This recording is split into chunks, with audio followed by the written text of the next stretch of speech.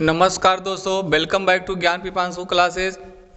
बच्चों, जैसा कि आपने खिलजी वंश पिछले वीडियो में देखा और उसमें भी पढ़ा, जलालुद्दीन फिरोज खिलजी वंश का संस्थापक हुआ था। आज हम अलाउद्दीन खिलजी अर्थात खिलजी वंश का दूसरा शासक लेकर आए हैं। खिलजी वंश का दूसरा शासक अलाउद्दीन खिलजी, जिसका समय होता है 1296 ईस्वी से 1316 ईस्वी तक शासन चलता है इसका। तो अलाउद्दीन खिलजी कहा जाता है। अलाउद्दीन खिलजी के पिता का नाम पिता का नाम शिहाबुद्दीन खिलजी था। पिता का क्या नाम था? तो पिता का नाम था शिहाबुद्दीन। क्या नाम था? शिहाबुद्दीन खिलजी। कहा जाता है अलाउद्दीन खिलजी के जन्म के कुछ समय बाद इनके पिता का क्या हो जाता है? देहांत हो जाता है। और जिनका पालन पोषण कौन करते हैं? जलालुद्दीन फिरोज खिलजी। और अंत में अलाउद्दीन खिलजी अपने चाचा जलालुद्दीन फिरोज खिलजी की क्या कर देता है? हत्या कर देता है और दिल्ली सल्तनत पर क्या करता है? राज करता है 1296 से 1316 तक। अलाउद्दीन खिलजी बेटा अपने आप को सिकंदर ए सानी की उपाधि से नवाजता है। किस उपाधि से? सिकंदर ए सानी के कौन सी उपाधि धारण करता है? सिकंदर ए सानी की उपाधि धारण करता है। कहा जाता है कि अलाउद्दीन खिलजी जो था ये अपनी राजधानी, इसकी जो राजधानी थी, अपनी राजधानी बनाया था। वो किसे बनाया था बेटा? सीरी को अपनी राजधानी बनाया था। तो सीरी बेटा कहाँ है? दिल्ली में स्थित है। कहाँ स्थित है? दिल्ली में। कहा जाता है अलाउद्दीन खिलजी एक ऐसा शासक था जो अस्थाई सेना, कैसी सेना की स्थापना की थी? अस्थाई सेना की स्थापना की। और बेटा अस्थाई सेना की स्थापना के साथ साथ इसकी सेना कहा जाता है कि अलाउद्दीन खिलजी की जो सेना थी बेटा वो बहुत ही शक्तिशाली हुआ करती थी। तो इसकी सेना क्या थी? शक्तिशाली सेना थी। क्या थी? शक्तिशाली सेना थी। अस्थाई सेना का स्थापना किया।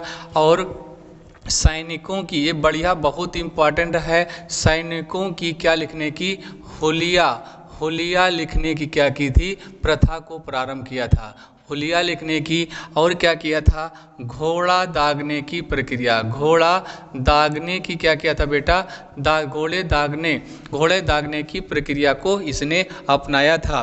क्या किया था इसने? अस्थाई सेना स्थापित किया, सैनिकों की हुलिया लिखने का काम किया, घोड़ा दागने का काम किया।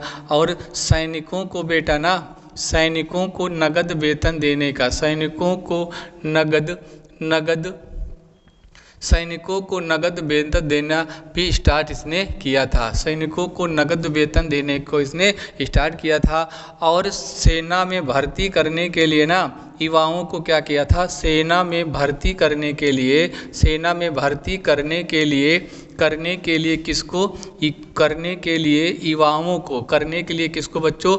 युवाओं को क्या किया था? युवाओं को प्रोत्साहित करने वाला शासक था। प्रोत्साहित किया था। क्या किया था? प्रोत्साहित किया। किसको किया बेटा? युवाओं को। तो देखिए, ये आपके सारे के सारे पॉइंट अभी जो आपके परीक्षा के परिप्रेक्ष्य में हैं, सभी के सभी पॉइंट्स क्या हैं बेटा? इम्पॉर्टेंट है। कहा जाता है कि अलाउद्दीन के पिता का नाम क्या था? शिहाबुद्दीन खिलजी था। सिकंदर ए सानी की क्या लेता है? उपाधि धारण करता है। क्या धारण करता है? उपाधि। इसकी अपनी राजधानी किसे बनाता है? सीरी कहाँ स्थित है? दिल्ली में। और अस्थाई सेना की स्थापना करता है। और कैसा शासक हुआ करता था? शक्तिशाली शासक हुआ करता था। सैनिकों की हुलिया लिखने की प्रथा को प्रारंभ किया, घोड़ा दागने की प्रक्रिया को प्रारंभ किया, सैनिकों को नगद वेतन देने की बात कही, सेना में भर्ती कराने के लिए युवाओं को इसने क्या किया था? प्रोत्साहित बेटा।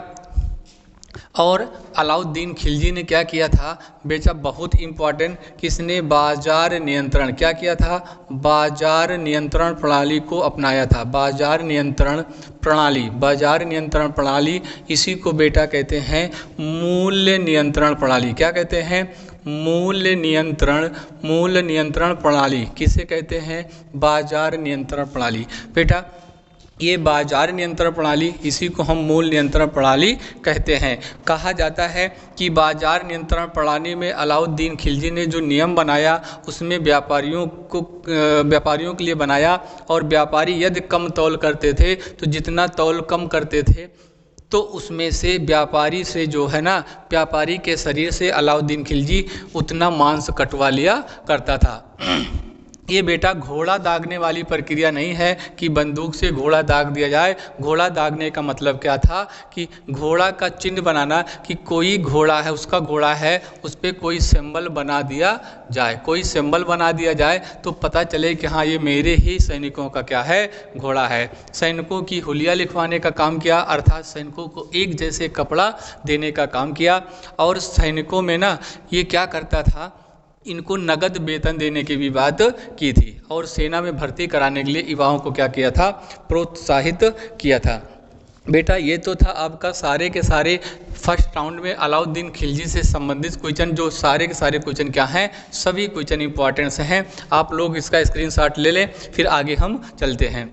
आगे चलते हैं बेटा, तो यहाँ पर अलाउद्दीन खिलजी की जो चर्चा हो रही है ना, अलाउद्दीन खिलजी एक शक्तिशाली सेना वाला शासक बना था, और इसने अपनी राजधानी किसे बनाया था, सीरी को। कहा जाता है कि अलाउद्दीन अपनी राजधानी सीरी बनाया था और आगे चलकर वहीं पर सीरी किले का निर्माण करेगा। तो सीरी किला आपको कहाँ मिलेगा बेटा, दिल्ली में बनेगा।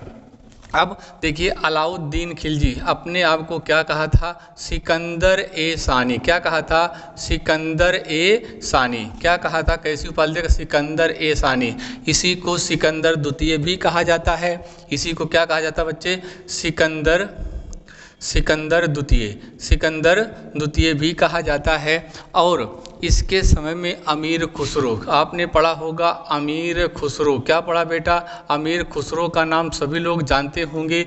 जो कहा जाता है कि अमीर खुसरो कुल 8 राजाओं के कार्यकाल में था। कितने राजाओं के, 8 शासकों या राजाओं के कार्यकाल में इसने कार्यभार किया था। अमीर खुसरो को बेटा ना भारत का तोता, क्या कहते हैं, भारत का तोता कहा जाता है। एक पॉइंट तो याद रखना है।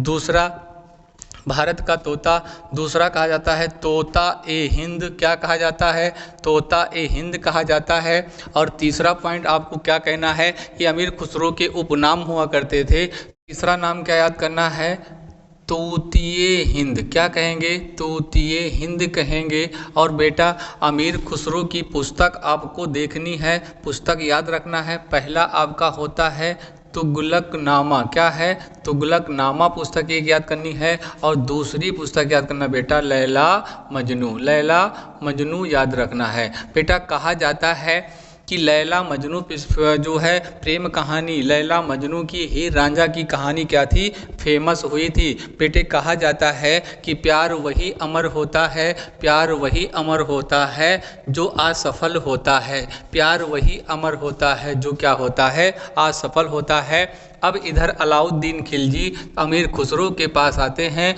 और कहते हैं दादा जान मैंने तो क्या बना लिया अपने आप को, सिकंदर ए सानी या सिकंदर द्वितीय कहने लगा। तो अमीर खुसरो कहता है कि बेटा अभी तुम सिकंदर जैसा नहीं बन सकते हो, सिकंदर जैसे बनना है तो आपको कुछ युद्ध जीतने होंगे। तो अमीर खुसरो कहता है कि अलाउद्दीन कहता है कि मैं क्या करूं ताकि मैं सिकंदर ए सानी कहलाना शुरू कर दूं या हो जाऊं। तो ये कहता है कि तू क्या करना है, तुझको दक्षिण भारत की विजय करना है। क्या करना है, दक्षिण भारत की विजय। अब अमीर खुसरो है जो किससे मिलवाता है, मलिक कफूर। क्या नाम था बेटा, मलिक कफूर। किससे मिलवाता है, मलिक कफूर से मिलवाता है। जो एक क्या था बेटा, मलिक कफूर किन्नर। क्या था, किन्नर है। और ये हिंदू किन्नर हुआ करता था। कैसा किन्नर था, हिंदू किन्नर। मलिक कफूर एक हिंदू किन्नर हुआ करता था, जिससे अमीर खुसरो ना अलाउद्दीन खिलजी से मिलवाता है। और मलिक कफूर को अलाउद्दीन खिलजी 1000 दीनार में क्या करता है, खरीदता है। 1000 दीनार में खरीद लेता है। तो 1000 दीनार में क्या कर लेता है, खरीद लेता है। 1000 दिनार में खरीदता है। अब थोड़ा सा देखो तो कहा जाता है मलिक कफूर को, कहा जाता है मलिक कफूर को 1000 दिनारी कहा जाता है। क्या कहा जाता है बेटा? 1000 दिनारी का कहा जाता है, जो लगभग परीक्षाओं में पूछने का काम किया गया है। अब अलाउद्दीन खिलजी दक्षिण भारत की विजय करवाता है और दक्षिण भारत की विजय के लिए अलाउद्दीन खिलजी किसको भेजता है? मलिक कफूर को। बेटा ध्यान रखना, मलिक कफूर एक किन्नर है और किन्नर क्या होते हैं? वो जब चाहें तो पुरुष का रूप धारण कर सकते हैं और जब तब चाहें तो महिला का रूप धारण कर सकते हैं। अब दक्षिण भारत की विजय की हम चर्चा करते हैं और दक्षिण भारत की विजय के लिए कौन जाएगा? मलिक कफूर जाएगा। अब दक्षिण भारत की विजय कहते हैं, दक्षिण भारत का अभियान कह दो या क्या कह दो? विजय कर दो। तो दक्षिण भारत का अभियान में अलाउद्दीन खिलजी किसको भेजता है? मलिक कफूर को भेजता है। क्या किसको भेजता है? मलिक कफूर को भेजता है। मलिक कफूर क्या था? एक हिंदू हिजड़ा कह दिया जाए या हिंदू किन्नर कह दिया जाए, कोई दिक्कत नहीं है। तो मलिक कफूर जाता है दक्षिण भारत की विजय पर, वहाँ पर बेटा दक्षिण भारत का एक स्थान हुआ करता था टोरांडा। क्या था? टोरांडा।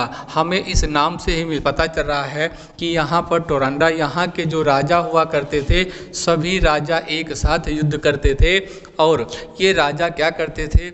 एक साथ युद्ध करते थे और ये एक बार शादी करते थे तो एक रात उस महिला के साथ बिताते थे और क्या उसकी हत्या कर दिया करते थे। तो यहाँ पर किसी राजा के पास महिला नहीं हुआ करती थी और मलिक कफूर को इस बात की जानकारी होती है, तो ये महिला का रूप धारण करके यहाँ टोरांडा के प्रत्येक राजा के पास जाता है और वहाँ पर प्रत्येक राजा को एक रात उसके साथ रहता और उस राजा को क्या कर देता था? समाप्त कर देता था। इस प्रकार जो है दक्षिण भारत का अभियान कौन जीता है? मलिक कफूर। लेकिन नाम आपको बताना है, क्या बताना बेटा? अलाउद्दीन खिलजी। अलाउद्दीन खिलजी। देखिए बेटा, अलाउद्दीन खिलजी द्वारा कुछ निर्माण किए गए थे, उसको ध्यान से सुनना किसका किसका निर्माण किया था। तो पहला निर्माण इसने किया था जमैयत खाना, जमैयत ए खाना का निर्माण किया था, जिसको हम दूसरा क्या किया था? अलाई दरवाज़ा का निर्माण किया था। अलाई दरवाज़ा का निर्माण करता है। और हमने अभी बताया था सीरी के किले का निर्माण करवाता है, और 1000 खंभा महल बनवाता है। क्या बनवाता है? 1000 खंभा महल का क्या करता है? निर्माण करता है। बेटा ये सभी के हौज, और एक और बनवाता है, इसी को हौज खास कहते हैं। क्या हो जाएगा?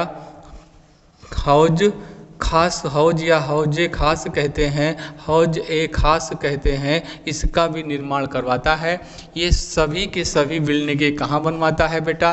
तो आपको याद रखना है दिल्ली में। कहाँ याद रखना है? दिल्ली में। सभी के सभी को कहाँ बनवाता है? दिल्ली में। अलाई दरवाज़ा है, सीरी का किला है, जो ये क्या हुआ करता है? अलाउद्दीन खिलजी की राजधानी। अलाउद्दीन खिलजी की राजधानी क्या थी बच्चा? सीरी। और उसने सीरी का किला, और कहाँ थी? 1000 खंभा कहाँ है? 1000 खंभा महल कहाँ है? तो दिल्ली में है। हौज ए खास कहाँ है? दिल्ली में। और ये सभी के सभी का निर्माण कौन करवाता है? अलाउद्दीन खिलजी करवाता है। क्या करवाता बेटा? अलाउद्दीन खिलजी करवाता है। अब यही अलाउद्दीन खिलजी ना, ये देखिए अलाउद्दीन खिलजी जो है, अलाउद्दीन खिलजी कुछ कर लेता था। कहा जाता है अलाउद्दीन खिलजी अपने यहाँ जो कर लगाया था वो कितना लेता था? 1/2 कह दिया जाए, या 50% वो कर लिया करता था उपज का। ठीक ना? तो इसके द्वारा लगाए गए जो कर थे उसको देख लिया जाए। कर जिसको बेटा आज टैक्स कह रहे हो, कर। तो पहला, दूसरा, तीसरा, चौथा, पांचवा और छठा, ये 6 प्रकार के कर में देखा जाए तो इसने 2 नए कर लगवाए थे। पहला कर क्या था? जजिया कर। क्या था बेटा? जजिया कर। तो जजिया कर कौन लगवाता है?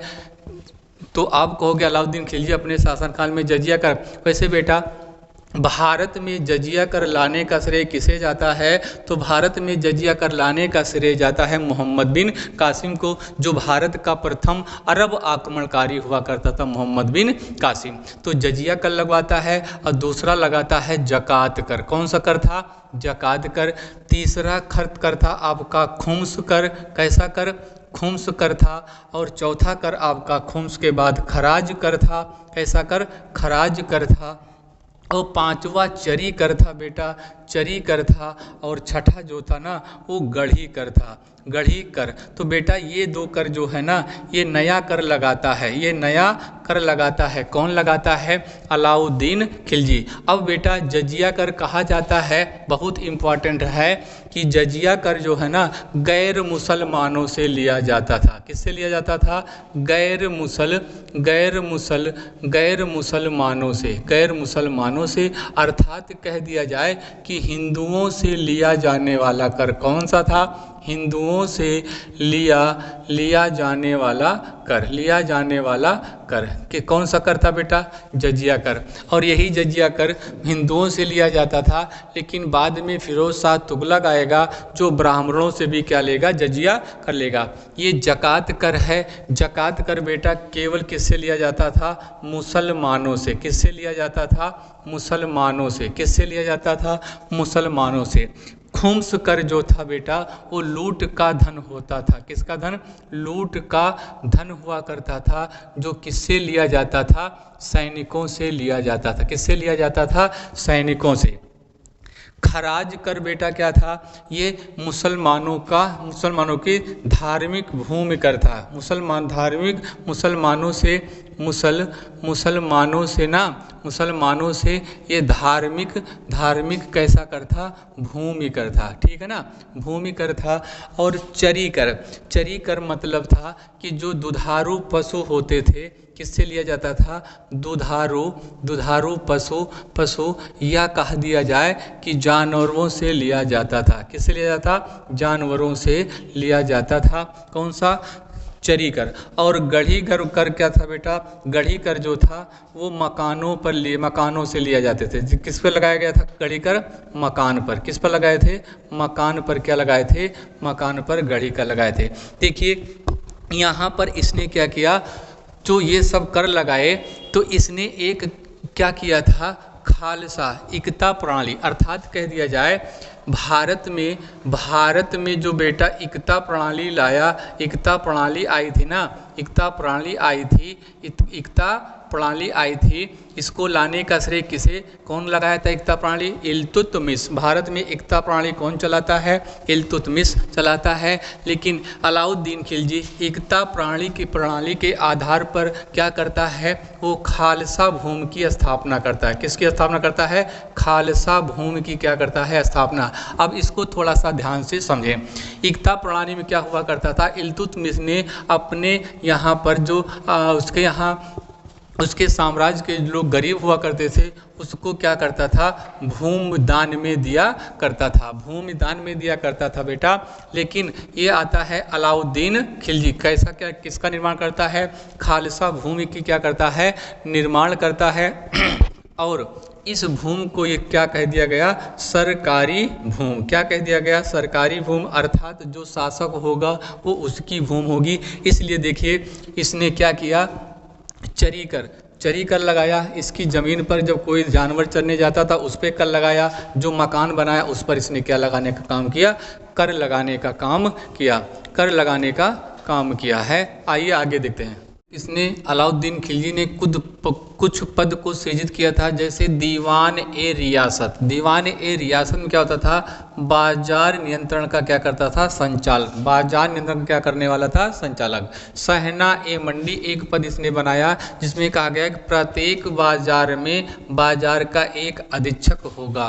प्रत्येक बाजार में बाजार का क्या होगा? एक अधीक्षक होगा। और तीसरा गुप्तचर विभाग, जिसको मुनहियानबी नाम से जाना जाता है। इनका काम क्या था कि शासक को गुप्त सूचना प्राप्त करवाता था। क्या करवाता था? शासक को गुप्त सूचना प्राप्त करवाता था। बेटा यहाँ से थोड़ा देखा जाए, कहा जाता है अलाउद्दीन खिलजी ने जब मलिक काफूर दक्षिण भारत को जीत कर आता है तो उसको क्या नियुक्त कर देता है? उत्तराधिकारी घोषित कर देता है, लेकिन मलिक काफूर उत्तराधिकारी नहीं बनता। बेटा यहाँ पर थोड़ा सा हम और कहानी सुने तो देखा जाए कहा जाता है कि 1316 ईस्वी में अलाउद्दीन खिलजी की मृत्यु जलोदर रोग से हो जाती है। 1316 ईस्वी में किसकी मृत्यु बेटा? अलाउद्दीन खिलजी की मृत्यु कब हो जाती है? 1316 में। किस कारण? जलोदर रोग के कारण हो जाती है। जलोदर रोग के कारण, अर्थात इसको जलोदर रोग हो जाता है और इसकी क्या हो जाती है? मृत्यु हो जाती है। अब हमने कहा कि अब दूसरा शासक आएगा 1316 ईस्वी में। कौन आएगा? 1316 से चलेगा और 1316 ईस्वी तक चलेगा। 1316 से 1316 ईस्वी में चलेगा। आएंगे बेटा, कौन सा शासक आएगा? शिहाबुद्दीन उमर आएंगे। कौन आएंगे? शिहाबुद्दीन उमर आएंगे। कहा जाता है कौन सा शासक बना? अलाउद्दीन खिलजी के मृत्यु के बाद कौन बनेगा? शिहाबुद्दीन उमर आते हैं। कहा जाता है मलिक काफूर के कहने पर। किसके कहने पर? मलिक काफूर। ज़्यादा कुछ नहीं पढ़ना है। कहा जाता है कि मलिक काफूर के कहने पर अलाउद्दीन खिलजी अपने बड़े बेटे खिज्र खां को खिज्र खां को क्या शासक नहीं बनाता है? अपने छोटे पुत्र किसको बनाता है? जिसकी आयु 5 से 6 वर्ष हुआ करती थी। शिहाबुद्दीन उमर को क्या बनाता है? शासक बनाता है। और बाद में क्या करता है? 1316 ईस्वी में बेटा ना, 1316 में आता है कुतुबुद्दीन मुबारक खिलजी। कौन आता है? कौन आता बेटा? कुतुबुद्दीन मुबारक खिलजी आता है। और क्या करता है कि शिहाबुद्दीन उमर को क्या करवा देता है? अंधा करवा देता है। और इसको कहाँ डाल देता है? कैद में डाल देता है। तो बेटा 1316 से 1320 तक, कब तक? 1316 से 1320 ईस्वी तक कौन शासक बनेगा? कुतुबुद्दीन मुबारक खिलजी। तो बच्चों देखते हैं, कुतुबुद्दीन मुबारक खिलजी की हम चर्चा करते हैं। आज बेटा इसी वीडियो में आपको ना मैं खिलजी वंश को समाप्त करने का काम करूँगा। तो बेटा देखा जाए कुतुबुद्दीन मुबारक खिलजी, क्या देखें? कुतुबुद्दीन मुबारक खिलजी। इसका समय बेटा कब से कब होगा? तो आप कहोगे गुरुजी 1316 से, कब से? 1316 ईस्वी से चलेगा, 1320 ईस्वी तक चलेगा। 1316 से 1320 ईस्वी तक चलेगा। अब ये आता है कुतुबुद्दीन मुबारक खिलजी आता है। तो बेटा कुतुबुद्दीन मुबारक खिलजी की हम चर्चा करते हैं। जब कुतुबुद्दीन मुबारक खिलजी क्या बनता है? खिलजी वंश का शासक बनता है। तो ये सबसे पहले काम क्या करवाता है कि अलाउद्दीन खिलजी द्वारा, किसके द्वारा? अलाउद्दीन